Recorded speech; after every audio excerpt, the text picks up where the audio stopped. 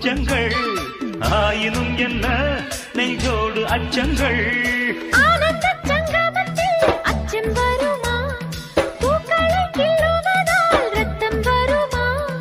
இதுபோல் இதமோ சுகமோ உலகத்தில் இல்லை இவளின் குணமோ மனமோ மலருக்குள் இல்லை சேலை கட்டும் பெண்ணுக்கொரு வாசம் உண்டு கண்டு கொண்டே கண்களுக்குள்